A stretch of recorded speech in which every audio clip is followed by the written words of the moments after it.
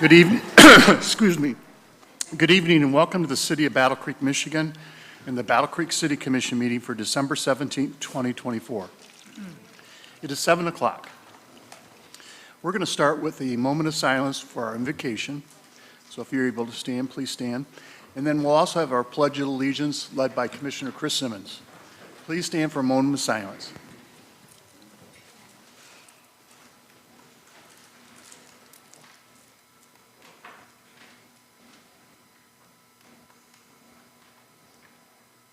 Commissioner Chris Simmons.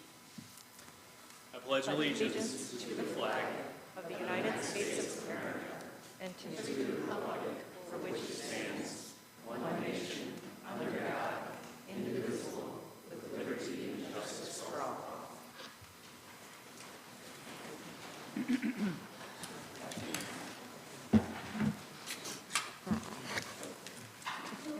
Next item on our agenda is the roll call. Madam Clerk, when you're ready. Commissioner Katarski-Smith. Here. Commissioner Lacoste. Here. Commissioner Lance. Here. Commissioner Morris. Here.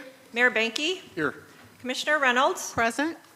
Commissioner O'Donnell is absent tonight. Commissioner Simmons. Here. And Vice Mayor Sophia. Here. Thank you. Thank you very much, Madam Clerk. Next item on our agenda is the proclamation and awards. We're going to first do the beautiful Battle Creek Awards. And if our Assistant City Manager can read those. We've got for this evening, Mayor, the first is from NPC 2, Ward 2 nomination for Hazel Owens at 199 North Wood Street. Hazel is able to join us.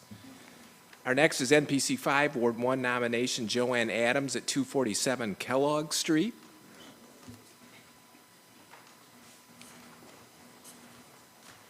Next is NPC 1, Ward 2 nomination, Tina Gay Burt at 13 Midway Court.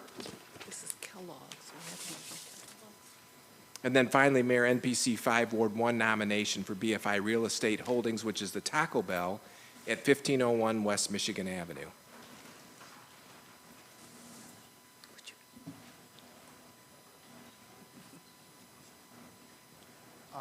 Pastor French's spouse? No?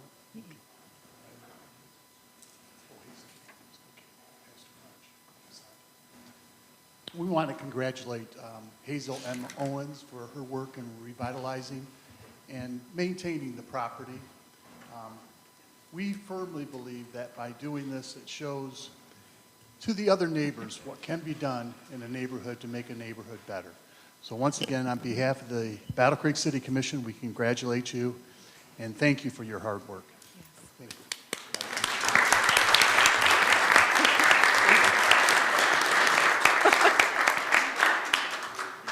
It was like,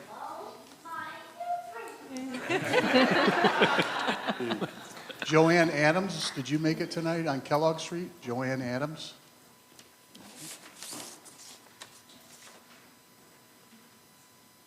And Tina Gay Burt? Tina Burt? Thank you very much. Next item on our agenda, whoops, the Taco Bell out in Urbandale? Nope, they didn't make it either. No free tacos. We got a proclamation for, yep. I'd like to call our city clerk, Vicki Hauser, to share some information that she has about the election this year and some of the achievements that were made. And did you want to bring your election inspectors? If you're here as an election inspector, please come on up. We appreciate your help.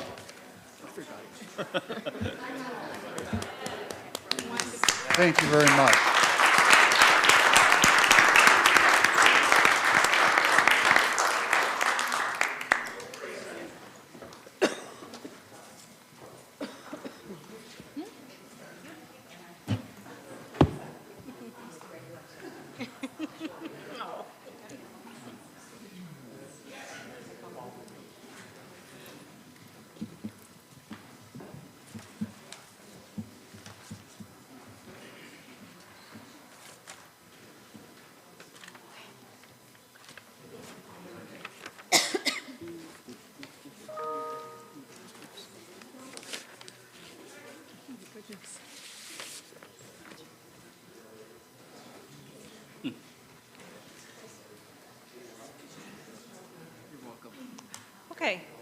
So this has been a very long election year, very, very busy, and we have an incredible group of inspectors who have come and helped us all year for all 4 of our elections.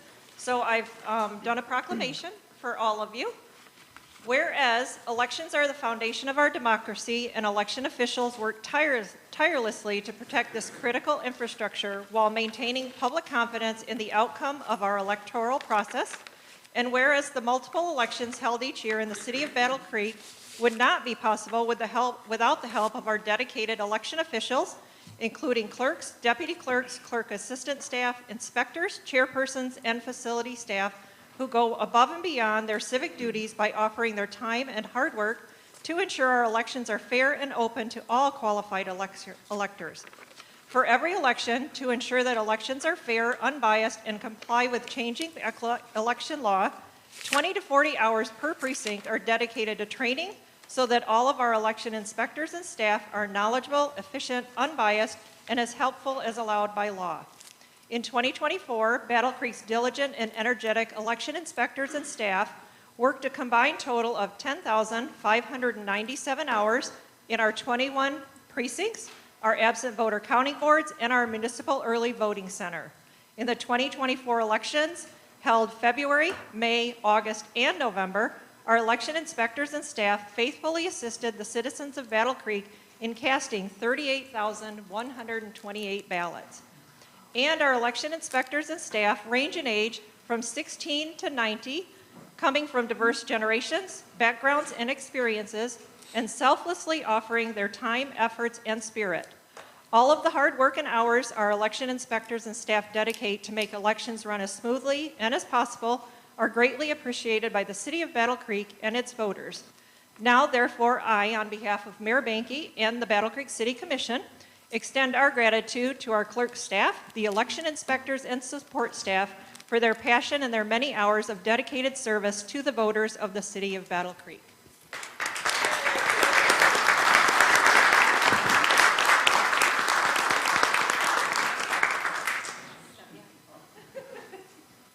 One additional thing that I would like to read, it takes a lot of people to do elections.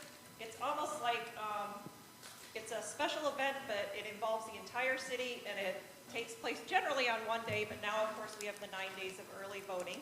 So elections are a huge undertaking. They require a lot of planning and work. Now with early voting, we begin our election planning process at least 8 to 10 months prior to the election day. And although elections are facilitated by the clerk's office, we cannot do this without the support of other city staff. So first, I'd like to thank Dell, our security officer, who jumped in and helped us with anything and everything we requested of him. The ladies in the 311 Center, they have asked repeatedly how they could offer more support and help to us and our residents, learning a lot more about elections than they ever thought they would. Thanks to Katie, Sean, Jack, and Lonnie, our facility staff, who assumed the responsibility of our equipment deliveries, developing a very efficient delivery system for our early voting and precinct equipment and supplies. To our IT staff, who update almost 30 computers before every single election, along with helping us with our Dropbox cameras and our phones. Thanks to Rodney, Steve, Helen, Elizabeth, Aaron, Kimberly, Marcy, and Miles, and Ed Guzzo, Helen's husband, all who come in the evening to serve as receiving board members, ensuring our paperwork is complete and correct. Thank you to our Battle Creek police officers who stop in the precincts on election morning, reassuring staff that they are available and ensuring our polling locations are safe. Particular thanks to Sergeant Rabbit and Lieutenant Strunk for their participation with the Bureau of Elections Election and Law Enforcement Program and Exercise Session in Lansing. A special thanks to Travis, who serves as our early voting closing chairperson. His knowledge and experience as a former city clerk help us through the long process of balancing 28 precincts on election night. To Lily, who stays after her long day in finance and helps us throughout the evening, training and managing our receiving board members. And special thanks to her dad, who makes snickerdoodle cookies for us for every single election. As for Ted and Rebecca, city managers, they have supported us in our elections every election for the last 10 years. They're here every election night, serving as receiving board members, and they're here from 8 o'clock until the very last precinct has been completed. Their commitment to our elections is much appreciated by all of us. It's also important to acknowledge our polling location hosts who so graciously invite our staff and our voters into their facilities, often setting up the polling location in advance of staff's arrival on election morning. Thank you to the Cool Family Center, Trinity Lutheran Church, Trinity Neighborhood Center, Christ United Methodist Church, Second Missionary Baptist Church, Cherry Hill Manor, Maple Methodist Church, City Life Center, Chapel Hill United Methodist Church, St. Peter Lutheran Church, Woodland Church, and Westlake Presbyterian. And then finally, my utmost appreciation and admiration for the ladies in my office, Elisa, Shauna, Lisa, Donna, and Karen, for their constant support. Together, we strive to improve election processes while improving the voting experience in our community. With the many changes to election law and regulations, they all stepped up, working long hours and many weekends this last year. Early voting was a huge success, demonstrating their skills to quickly plan and adapt to anything.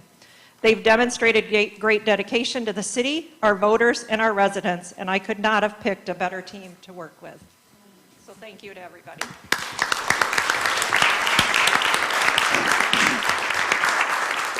On behalf of the citizens of the city of Battle Creek, we want to thank you. I know you go above and beyond, and you're free to sit down now. Thank you. Thank you, Vic. Well done.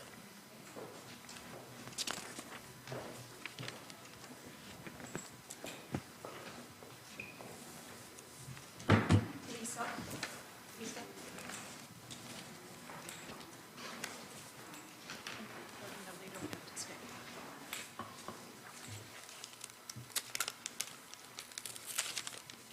Next item on our agenda is chair noting any added or deleted resolutions. There were none. Thank you.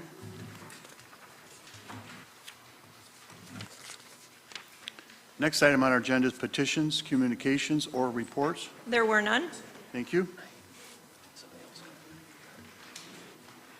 Next item on our agenda is public comment regarding any specific agenda item. If you'd like to make public comment regarding any specific agenda item, please raise your hand and we will acknowledge you to come forward to the podium. You will have 4 minutes to make your comments. Please state your name and address before beginning your comment and indicate which agenda item you are speaking to.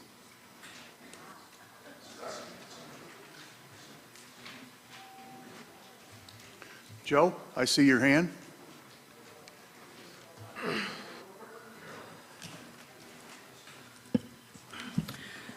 Joe Harris, Battle Creek. Speaking to Resolution 44 in regard to the FOIA process. Just before I dive into that, I just want to explain what the FOIA process is defined by the state of Michigan. It is the public policy of the state that all persons except those persons incarcerated in the state or local correctional facilities are entitled to full and complete information regarding the affairs of government and the official acts of those who represent them as public officials and public employees consistent with this act. The people shall be informed so that they may fully participate in the democratic process. I will circle back to that in just a moment. I'm just, for myself, curious as to know what major changes have been made in FOIA so as to designate the responsibility to the city manager. I've been pretty heavily involved with the FOIA process for a number of years, including instances, at least one instance in regard to a family member who was the victim of a violent crime. I had to go through that process. I don't, myself, I'm not aware of any major changes that would constitute a designation to be made to the city manager. The main thing with FOIA is there has to be a response within 5 days. That's the main thing. There are 4 responses that can be made within that 5-day period. One of them being a denial, one of them being an extension, one of them being a denial and a partial acceptance, and another granting the request. The main thing, and I'm going to circle back to one now, is having to do with fees. This is what the state of Michigan says in calculation of fees. In calculating the cost of labor incurred in duplication and mailing and the cost of examination, review, separation, and deletion, a public body may not charge more than the hourly wage of the lowest paid public body employee capable of performing the tasks necessary to comply with the request.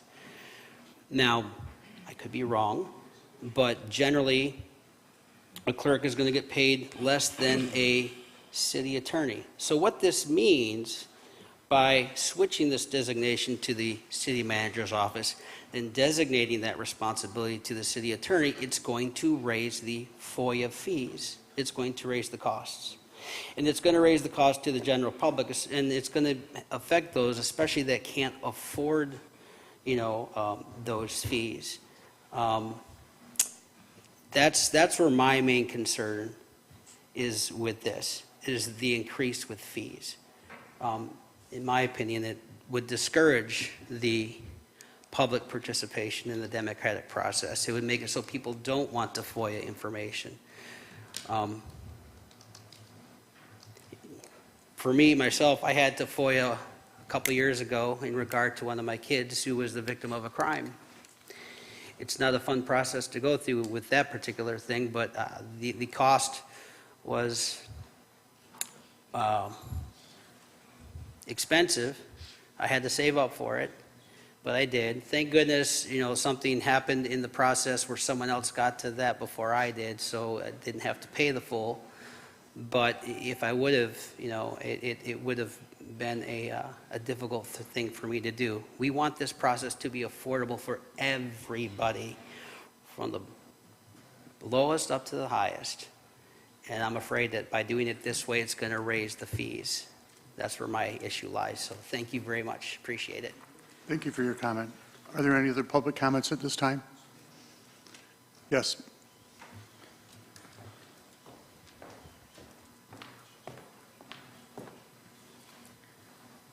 Autumn Smith, Battle Creek. I too am speaking on the resolution regarding FOIA. I also am concerned about the fees, like Mr. Harris said. Moving the FOIA to a different department that significantly, is paid more than a clerk is going to substantially raise the fees. I also am highly concerned about it being handled, if it is chosen to be handled, by the city attorney's office. I have documentation here. I believe this was released during my discovery in my civil lawsuit against the city of Battle Creek, showing how you guys abuse and misuse FOIA and hide things that are not attorney-client privilege under the banner of attorney-client privilege. Just stating a small exemption from this, this has to do with a exit interview from a former employee stating it does not belong to that employee, nor is it up to them or any other employee to release it. Then just short time later, the Battle Creek Inquirer, the city went on to state that that very employee was given the option to release that document, which is contradictory to what the city attorney stated, that it wasn't their property, it's not up to them. But then you guys went out publicly and masqueraded stating that it was up to them and that they don't normally release this, but they asked them to do that after you admitted in the document that it was a public document.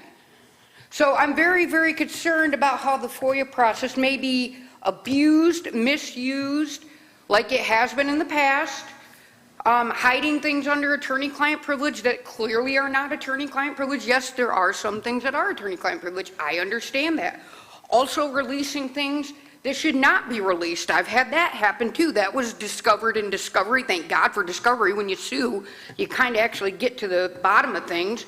But you guys have inappropriate released things, unredacted, that should have been redacted or should not have been redacted or whatever. You guys do what you want.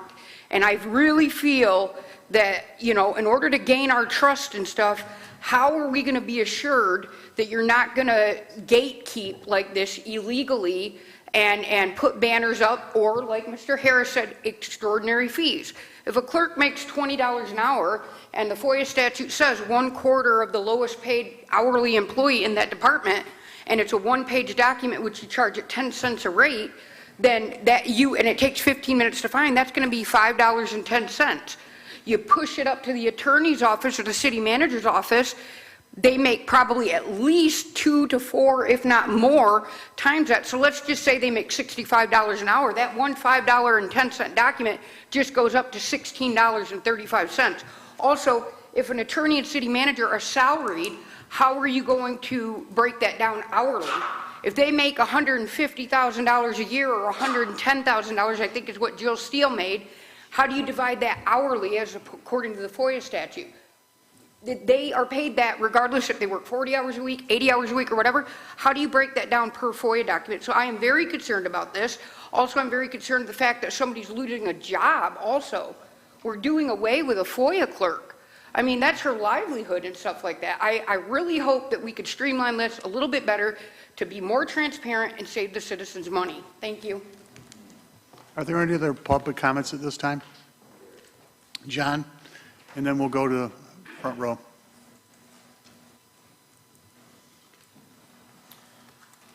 John Kennefic, 234 South Avenue.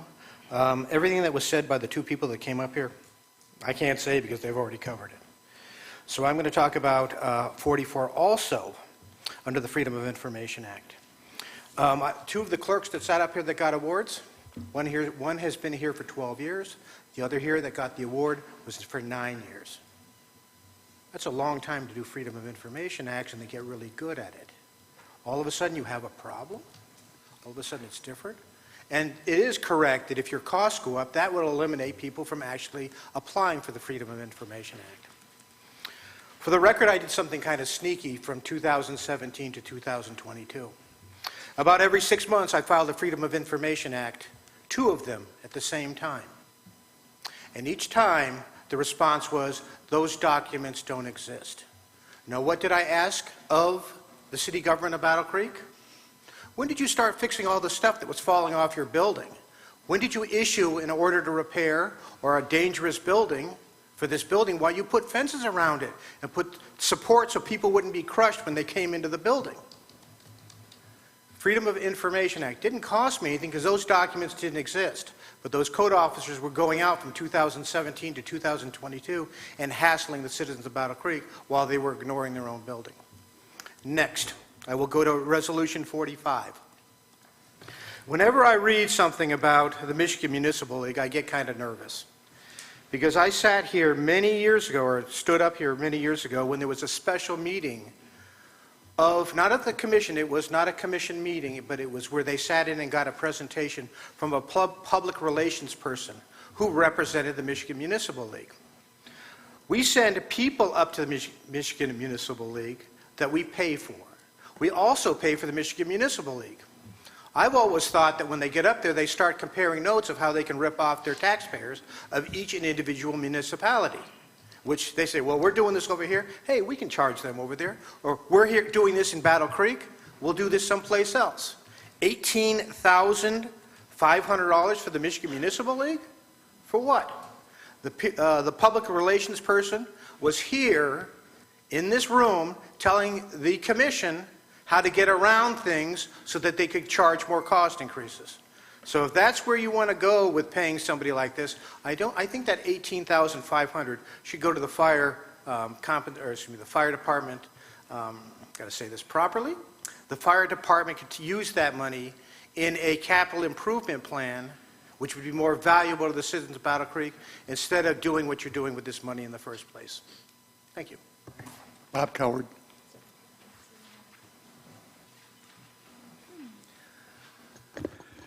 Bob Coward, 986 Golden Avenue. I'm talking about Resolution 36, but before I do that, I'd just like to say I hope that Commissioner Lance approves of my shirt. 20 years ago in this commission, they were trying to pass a oak wilt ordinance. Oak wilt is a dangerous disease that will kill oak trees almost instantly by pruning them at the wrong time of year. You should never prune your oak trees between April 1st and October 1st. One of the city commissioners at that time had some oaks that had been trimmed in her yard and they died due to oak wilt, and she thought we should pass an ordinance that would make it illegal to have people have trees die in their yard and allow them to stand. The ordinance basically was going to charge $1,000 a day per tree per occurrence, and if the people couldn't afford to pay for that, that was going to go on their tax bill. I have been an advocate for trees in this commission for probably close to 40 years, and I was opposed to that ordinance, not because of oak wilt. I think oak wilt is something we should all be concerned about, but I really had a problem with the fact that I didn't think that people should be losing their houses over a tree disease that 99% of the people in this room know nothing about. Fortunately for me, the commission decided that I was right, strangely enough. And at the time, we had a very young mayor. His name was Mark Banky. I'm not sure whatever happened to him. But he decided to appoint me to the Tree Advisory Board. Resolution 36 is for reappointment of that, and this will be my 20th year of accepting that position. I've been happy to do it. I don't get any pay for it. There's really nobody around that advocates for trees, but we all should advocate for trees because trees give us oxygen and take in carbon dioxide, and they filter our water and purify our air and so forth. One of the problems I have with being appointed again is the fact that they closed the horticulture program at the vocational center decades ago. They have been losing a number of students, or the number of students has gone down at Michigan State University in their horticulture programs. So I suspect at some point you guys are going to have a problem filling my seat. I turned 62 this year, and I'd like to think I could do this another 20 years, but I can't bet on it. So that may be something you want to take a look at, is how you might possibly be able to recruit some more people to take my spot at some point down the road. And it may be a difficult task because there's not a lot of people out there that know a lot about trees. So you may have a problem finding people for that. But we have been a Tree City USA for many, many years here in Battle Creek, and I'm very proud of that. We have a lot of tree problems going on right now, and I think this is something that's going to need to be thought of going forward because our tree situation is not getting any better. And Mr. Mayor, I appreciate you doing that way back in those days, and we're both looking pretty good for our age. There you go. Thank you for your service to the people of Battle Creek. We appreciate it. God bless you. Are there any of the, yes, David?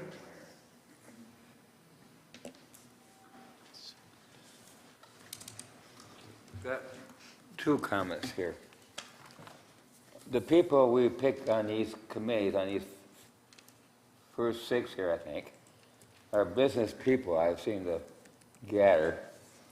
And I just have to see a little more variety of people in there, some business, maybe some low-class people and working people, union people, whatever.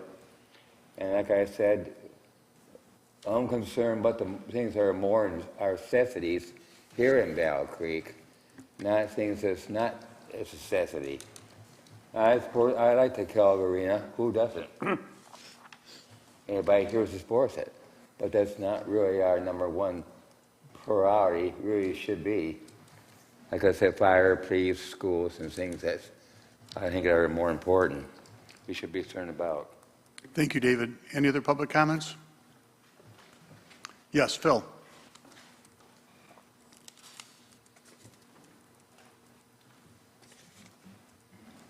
Thank you, Mr. Mayor. Good evening, Commissioners. My name is Phil Kroll, 2909 Medina.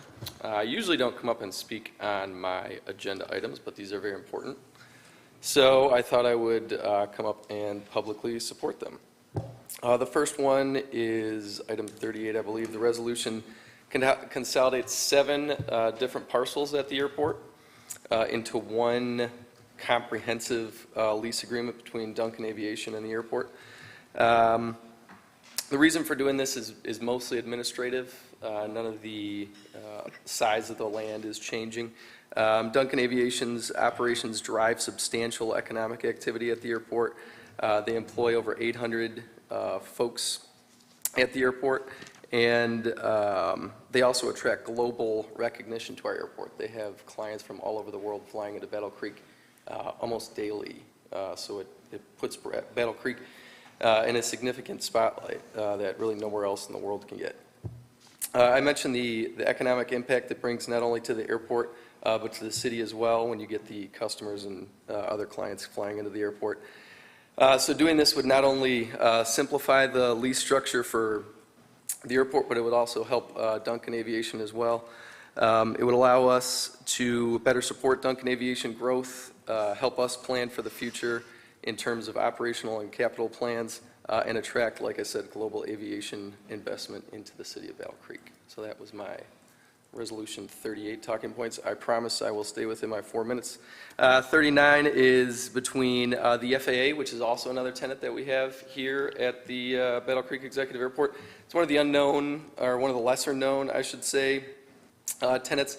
They serve 10 different states, so they fly to 10 different states in the Great Lakes region. They basically inspect the land-based navigation equipment. It's very, very important.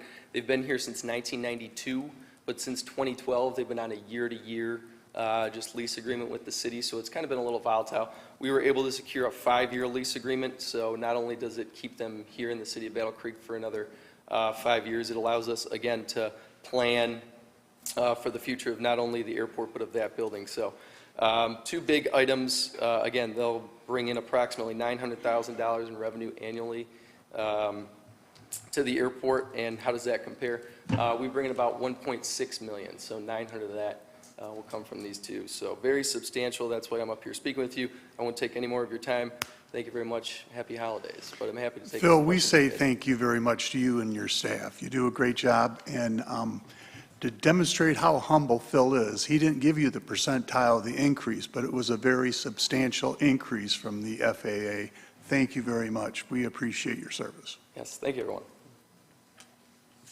Are there any other public comments? Yes, please. My name is Andy Richards. I'm the Chief Operating Officer for Duncan Aviation in Battle Creek. I want to respect the process. I am not a resident of Battle Creek. It's okay. Can I still give comments? Absolutely. Okay. Since I'm an employer in Battle Creek, I just want to say thank you to the City Commission, the City leadership, Mayor Benke, for all of your assistance over the past 30 years since we've been at Duncan Aviation has been a part of the Battle Creek community, starting off with Cal Aero in '92, of which I was a part of, and then transitioning to Duncan Aviation since 1998. We've expanded 4 times in Battle Creek because of the support we've received from the city leadership. And so on behalf of what Phil just said, and just echoing some comments Phil just said, we appreciate the airport's commitment and leadership as well to help us along our path to success in Battle Creek. As Phil said, over 800 team members making good money, having great careers at Duncan Aviation. We hire a lot locally. We're heavily engaged in Battle Creek Central High School and other area high school recruiting those team members. So appreciate your, your support and your consideration of this agenda item. Thank you. Thank you very much, Andy. We appreciate everything you do for us. Are there any other public comments at this time? Seeing none, we're going to move on to commission comment regarding meeting business.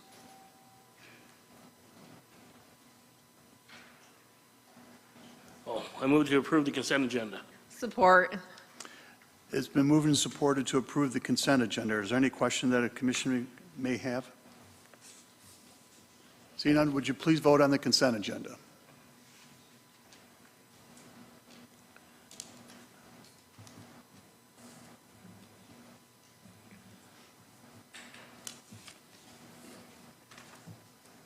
The consent agenda has been approved. Next item on our agenda is resolution number 42. Madam Clerk, when you're ready. Each year in January, Battle Creek Transit works with the area human service agencies and organizations to develop and submit grant applications to MDOT. Funds requested in these grant applications are available under MDOT's Specialized Services and Section 5310 programs to help eligible agencies and organizations provide transportation services to senior citizens and persons with disabilities. This resolution authorizes the interim city manager to execute all necessary agreements, certification, and assurance required by MDOT for the receipt of these funds and authorizes the disbursement of these funds to these human service agencies as outlined by the LCC. Move to approve Resolution 42. Support. It's been moved and supported to approve resolution 42. Are there any comments by the commission? Seeing none, would you please vote on resolution 42?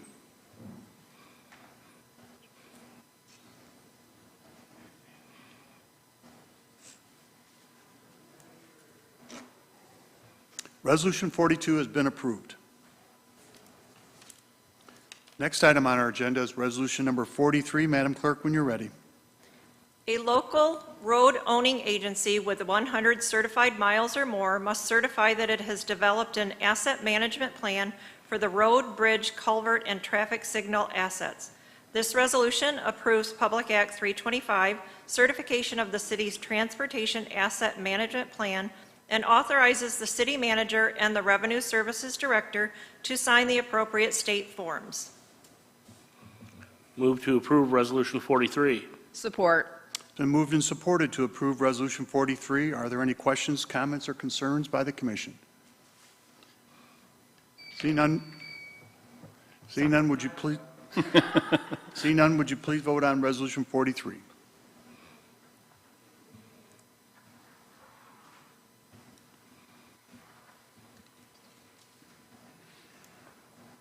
Resolution 43 has been approved.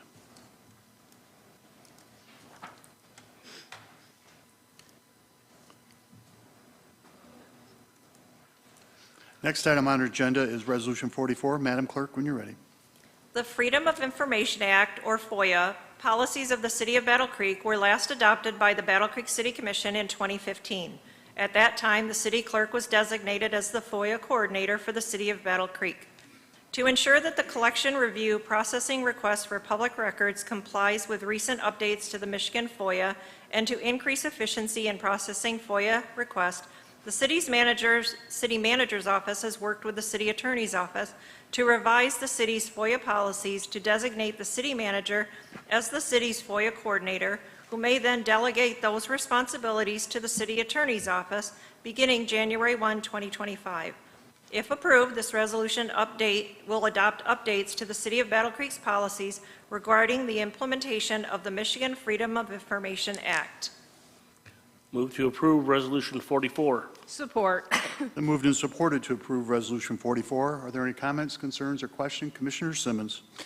A question for the city manager, I guess, and the city attorney, whoever wants to tackle this, about what is driving this. I understand going in line with some of the updates to the FOIA from the state. System I thought was working well in the city. I've used FOIA a couple times, walk in the city clerk's office, I needed a voter list for my ward, and they're just 2 minutes and there it is. And so my concern is, now I have to go to the city manager's office and then they have to reach out to it seems like an extra step. But I can imagine there are times when the city manager's office is going to be the person who implements that. So he walked me through this, and then also as far as it was brought up about additional revenue, and actually it does say that in this resolution, are we losing money on our FOIA program? What would drive that desire for additional revenue? Yeah, and thank you for your questions, Commissioner. Maybe I'll kick that off, and then I'll let the city attorney kind of talk a little bit more about the process and how we're going to handle it. Probably a couple things to clarify right up front.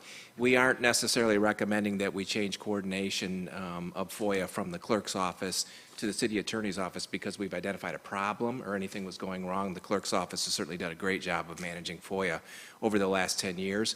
But we have been talking about it for a couple of years to try to figure out how we can do it a little bit better. The one thing about FOIA is there are often legal ramifications, difficult decisions that need to be made about what should be redacted, what shouldn't, what information should be provided, what information is exempt, et cetera, et cetera. And it often puts the clerk's office in a bit of a difficult spot because they don't necessarily have that expertise. Now, we also would not envision under this scenario that the manager's office would be like a go-between on this.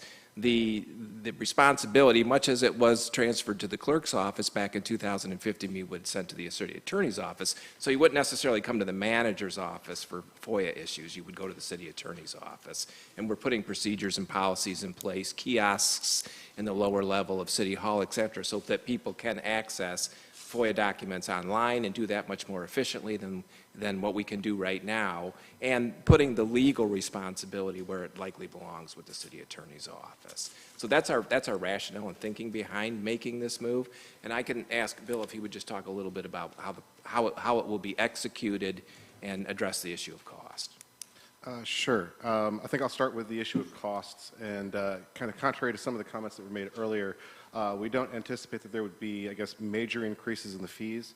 The majority of the workload in my office will be handled by our support staff, whose salaries are roughly comparable to those of the support staff in the clerk's office that are currently doing that. Any attorney time that would be spent on this would likely be focused on essentially addressing those kinds of issues that the interim city manager talked about, that a more detailed review to determine whether or not any of the exceptions to the Freedom of Information Act applied, especially when you're talking about having to balance the public interest in disclosure versus various privacy or legal interests. Currently, basically, a lot of that happens essentially through requests from the clerk's office to the attorney's office for input or for advice on those topics that isn't necessarily captured in the fee structure for that. There's also, in reviewing the policies, we've noticed a couple areas in which essentially there are certain statutory fees for various things that are set by state statute that those state statutes have changed in the last 10 years. One of the ones particularly we identified was actually accident reports, that we are currently charging approximately $10 for each report based on attorney time, but the statute behind that actually and the regulations under that statute actually specify that that's a $15 report. So currently my guess is we have a very high volume of UD10 requests, and my guess is essentially that people are coming to the city for those records rather than going to the state police because they can get it cheaper from us than they could if they were to just go online to the state police.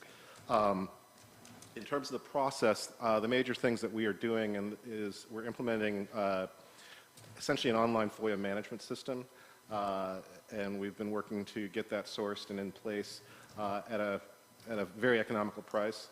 We're using the Next Request system by Civic Plus.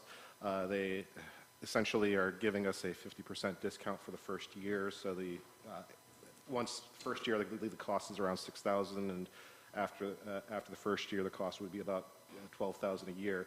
But that's going to let us essentially better track all the FOIA requests that are going on and provide our residents with essentially an online portal that they can use to make those requests. Those requests would then, when those requests come in, they would then go straight to my staff, who would route those, do a lot of the stuff that the clerk's office currently does, but they'd be able to do that electronically. And then the idea, I've used the system before in some of my prior employment, and we found that the system, when I used it before, basically let us better track the FOIA requests that were coming in, make sure that they were handled properly, and that we could route those to the various city departments, because ultimately a lot of the records are maintained by each department. So tracking those down currently is being done via email and memos. Moving that to online will kind of make that go faster and allow us to better keep our arms around everything that's going on. So I guess does that kind of answer your questions? Yes, that's great. Thank you. Any other commission concerns, questions? Commissioner Morris and Commissioner Dolkoff. I just wanted to reiterate or clarify, you said that the cost was largely going to stay the same. Is that correct? Yes. Currently, I guess the largest cost for FOIA is really employee staff time. And so for the most part, those costs are assessed based on the lowest salary of the person who is able to do that job. So it's not, in my office, that's generally not going to be me or one of my attorneys. That's going to be our support staff, and that's going to also apply among other various departments where it's generally going to be a clerk level or clerk teller level employee rather than a department head or a supervisor. I think if I'm recalling correctly, there's only one area in which somebody of a fairly high pay grade is the lowest person, and that basically involves some fairly significant financial records. And so we determined that in that case, the chance of accidentally releasing certain private information was not worth pushing that down to a lower level. But that's going to be it should be a fairly rare occurrence that FOIA requests come in for that area. So. Okay, thank you. Commissioner Morris. So I heard you say that currently, if things need to be redacted for whatever reason, the process is sent to the city attorney's office, and we're not charging for that right now, correct? It's not automatically sent there. A lot of times the clerk's office will use their experience to do things, but like anything, there are edge cases, there are new questions or new circumstances or odd records, and when those come in, they will reach out to the city attorney's office to kind of have us weigh in on whether there's a privacy interest involved or there's some sort of statutory interest that needs to be where something needs to be redacted. And at least and this is obviously only based on my experience for the last since August, but in the cases where that's happened, we've not necessarily charged for that, charged back for that attorney time, because it's not, at this point, not a major drain on our resources to do so. But just consolidating in will kind of streamline that action. So if we pass this and then this process then goes to the city attorney's office and the city attorney has to do that process, we would be charging for it, correct? And if so, could you tell us what that may look like? I would think that, like, at that point, if it's something that, as a general rule, that's only going to require our support staff to do stuff, those costs will be largely comparable to the current costs. If something were to require attorney review, that would be charged at the rate of our lowest paid attorney, not at my rate, and I'm not sure at the top of my head what that rate is, but it would be, we're trying to limit that time as much as possible. A, because that attorney has other things on his plate to deal with, and B, we do want to try to keep the cost of these down for the requesters, because we're, in addition to being good policy, we're statutorily basically directed to do that. Thank you. Thank you, Commissioner. Any other comments by the Commission? Seeing none, would you please vote on Resolution 44?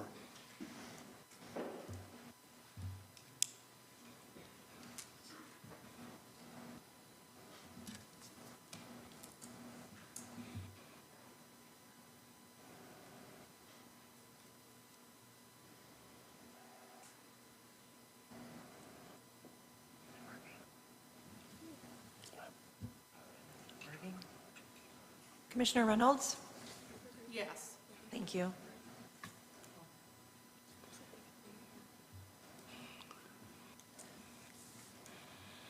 Resolution 44 has been approved.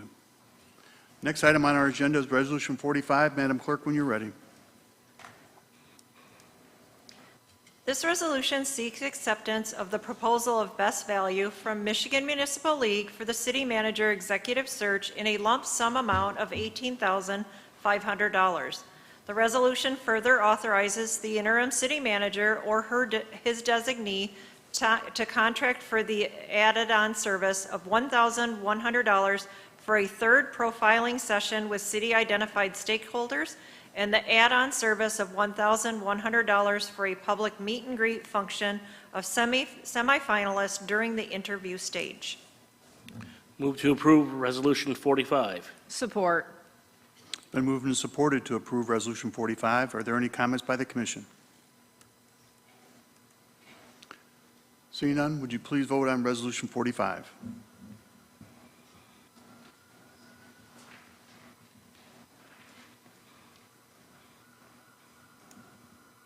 Resolution 45 has been approved.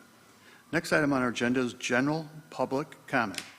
If you'd like to make general public comment regarding matters over which the City Commission has control, please raise your hand and wait for us to acknowledge you to come forward to the podium. You'll have 3 minutes to make your comment.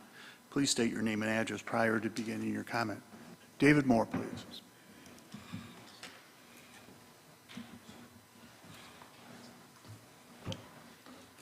David Moore. I made this comment earlier in the year. It's on our public comment. What we deposit now, we come up here to give our public comment first. Then you guys go set your case and tell what your things are. I'd like to see that reverse. We'd like to have you guys go give your presentations, and we give our public comment afterwards. The reason why I'd like to see that, to give us a little better opportunity to know what you guys are talking about. And maybe we may not have to come up here and ask a question. And I think that'd be easier for everybody could understand. The people are a little slow catching on to it, don't read the minutes very good, but I'll give them a better opportunity to know what's going on before they give their public comment. I know I come up here and give public comments. A lot of them are not too good. But I might have a little better chance to give a better one, or I may not have one, or whatever, to give us people out here a more equal chance to express our opinion. I'd like to see this done for next year. We got a new commission here now. We got two over here, two commissioners over here. Maybe we can see a change. We want to see a change a little bit in our policy. That'd be one I'd like to see you guys do. Thank you. Thank you, David. Any other public comment at this time? Robert.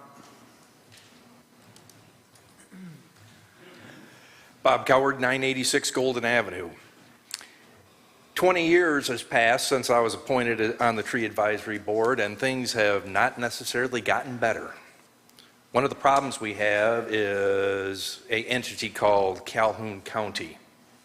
Calhoun County may not have a written policy or a verbal policy, but their policy when it comes to trees is slash and burn. My estimation, in the last 10 years, Calhoun County, in the process of redoing roads in some of the outlying townships, have cut down 50 to 60,000 trees. If you go down 7 Mile Road on the way to Union City, you will see what they did last year, where I had my phone ringing. They cut down hundreds and hundreds and hundreds of trees that were as larger than the seal of Battle Creek on this floor, and just threw the tree bodies beside the road, and there they lay still. We as a city need to do a better job of trying to do this. One of the problems we have, there's some trees right outside this building that are flowering pears. Those have been banned in 6 states. We planted those all over the city, and those are very invasive. And if you go over the Washington Avenue Bridge, you can see where those have become invasive, and also out on Helmer Road, there are places where they have escaped. We have a lot of problems with this. With trees, though, there's very few advocates, as I mentioned earlier, and I think we need to get more people to advocate for them. One of my greatest memories I have with trees is on Veterans Day in 2003. Commissioner Simmons came over to my house and planted a tree. Tree's still beautiful and doing well, and it's even more ironic because now he works with the military, so it's even more interesting that we did it on Veterans Day. I hope that going forward you guys can think more about trees, possibly develop more funding for trees. We're always looking for grants at the Tree Advisory Board, and it's harder to come by than ever. And we need trees more than ever because they help us breathe, people. You know, as much as we see them static and walk by them and whatever and don't appreciate them or do appreciate them, they're what keep us alive. And that's just a fact. So we really need to try to get some young people in it. And if we could get more people involved and more people wanting to deal with trees and have appreciation of trees, we'd be good. And if there's anything this commission can do to talk to Calhoun County to try to reduce the number of trees that they continue to hack down, great. One thing I suggested to them was we should plant trees in our parks, mark a day on it, and then take and have some sort of a map that people can go get their picture taken with their kids. It could be something that they could come back and do generation after generation after generation. The county commission basically laughed at me. Thank you. Thank you, Bob. Any other public comment at this time? Yes, Jeb?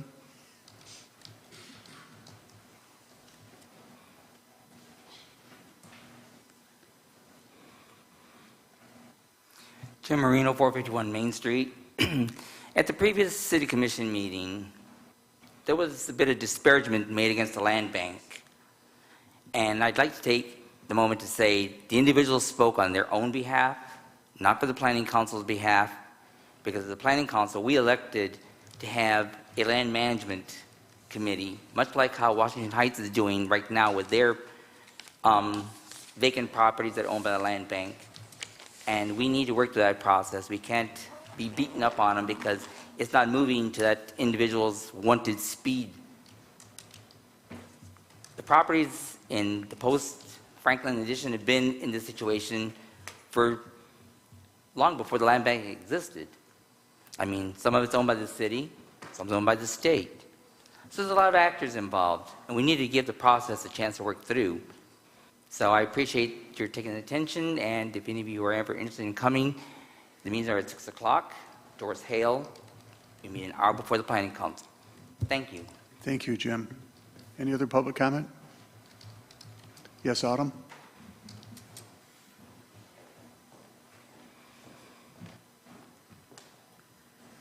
Good evening, Autumn Smith, Battle Creek. As far as the FOIA that you guys just voted on, and it kind of goes hand in hand with the Michigan Municipal League $18,500 thing, you guys are having to do a city manager search and meet and greet. We did that 10 years ago with Rebecca Fleury, and I just want to remind you that we had a former city employee that was vying for the job, Miss Susan Betzel.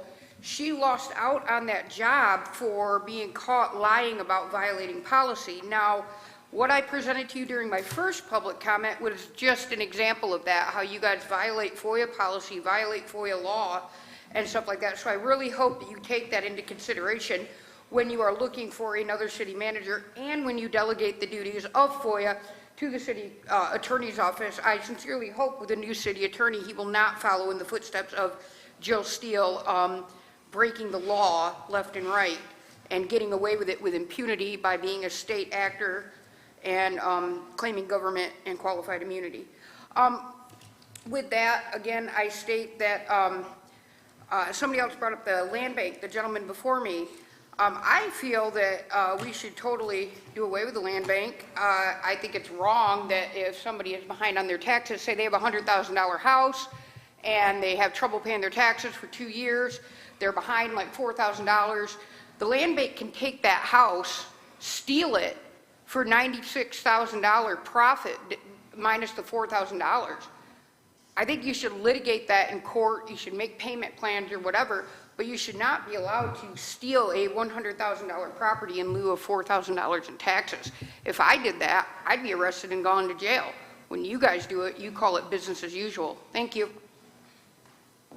Any other public comment at this time? Yes, John?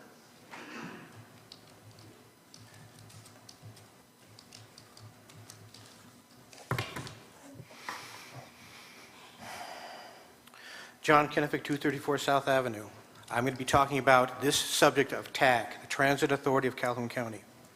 And we've all got our tax bills and know that the 2.66 mills has given a lot of increases to the citizens of Battle Creek. So I'm going to give you some numbers too and what's going to be coming at the citizens and the rest of the municipalities. One, the census of Marshall, Albion, and Springfield is 19,321 people. The city of Battle Creek census is 52,721. What that means for the transit system and how much they pay, 37% of the population, which is those 3 municipalities, will be paying that share, and 63% of the citizens of Battle Creek will be paying the majority that maintain that system. Now, there was a meeting of the Neighborhood Planning Council 1 in October, and Kenesha Morris gave a presentation, and one of the people made a comment, a question. Was there any kind of study done in regards to the transit authorities in Michigan? There wasn't one. And if you did look, you'd find that Flint, in a 2-year period, was $90 million in red ink after they took in money. So was Lansing, was a deficit. Grand Rapids was a deficit. Kalamazoo was a deficit. Also Jackson, all red ink. But that was not told to anybody. But there was a guy up here that was speaking on the matter back in the day. I forget his name. Now, we're going to talk about the next and second cost increase that are going to be coming at the city of Battle Creek, the citizens of Battle Creek, and probably others. I was cautioned several times when I was investigating the cost of the tax system at the assessor's office that that number was dependent upon the assessment currently against the citizens. Since it's a housing market where the housing market is up high and costing more, you're going to find that Once they change the assessments, the tentative value of those assessments are going to raise all those millage, we're not going to raise the millage rates, but the tentative value will change the value and you'll get more cost increases. 3, this was done by the Democratic Party representative Kamala Harris.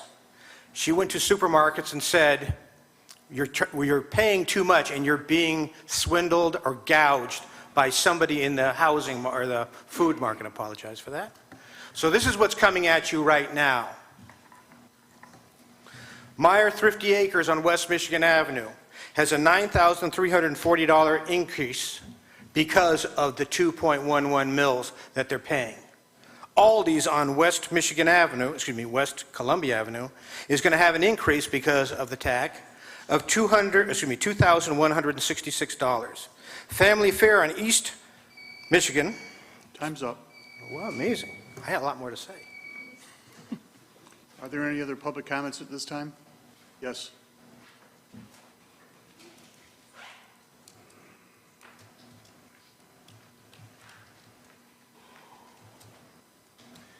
Steve Koch, representing Colonial Drive, Bedford Township, concerning an issue. I wanted to speak with the commissioners and the mayor and the chief of police in private in a closed-door session after this, if it's possible. Is that possible? We'll let you know if it is. Thank you. Are there any other public comments at this time? Seeing no more public comments, Joe? Yes, please come forward.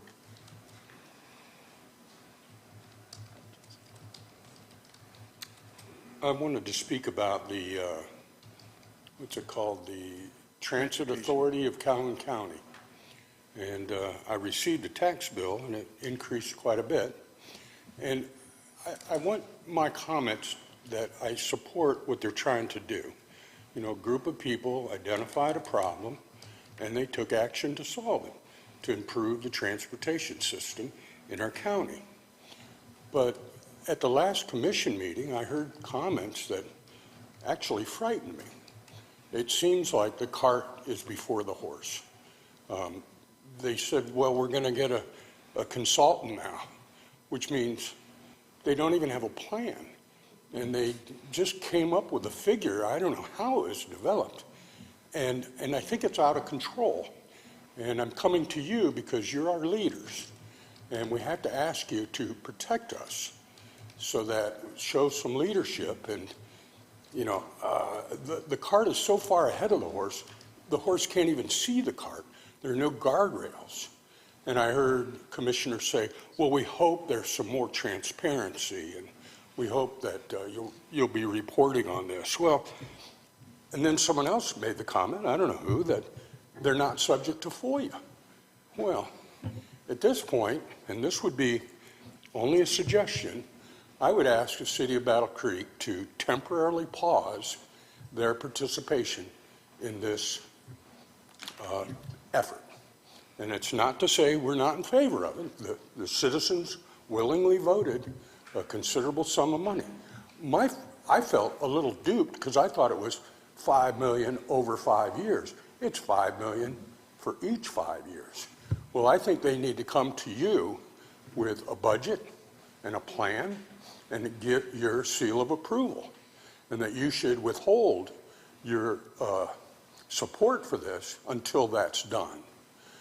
It ought to be handled in a business-like and a prudent manner, and we're putting out a lot of money, and we need to have some guidance and some leadership. And I hope that the commission will, again, support this effort by these good citizens, but at the same time insist on wise management decisions, a budget, a plan.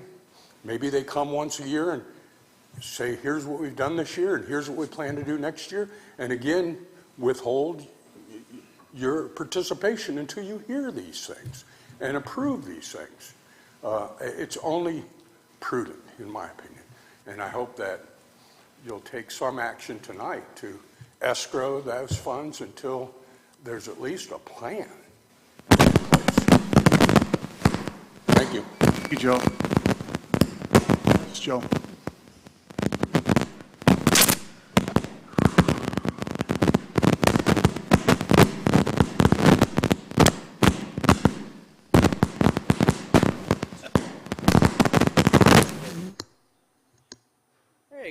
How's that? I really wasn't going to say, Joe Harris, Battle Creek. I wasn't going to really say anything, but the gentleman that just got up, I have to say in agreement with them that the TAC is accountable to the city of Battle Creek. As for being foiable, yeah, they are a foiable entity. They are a public entity, so I know that for certain. So I would encourage the city leaders that, you know, if you're not getting the information that you want, send in the FOIA because they have to respond to it. They have to. So I would hope that, you know, just keep them accountable. That's what we need to do. I'm going to end on a positive note, for me anyway. Wish you all Merry Christmas. Wish you all Happy New Year. Just remember what it says in Luke, for today in the city of David there has been born to you a Savior who is Christ the Lord. I hope you all have a good New Year coming up. And my hope is that transparency is a big word within the commission. I know that other meetings I've been to throughout the county, I know that with Emmett Township, I know that with Marshall Township, they are trying their best with the newly elected people to be as transparent as they possibly can. It's difficult, I get it, but my hope is that you guys will follow in that path, so thank you. Thank you for your comment. Any other public comments? Seeing none, are there any commission comments? Seeing none, we'll adjourn the meeting. Thank you very much.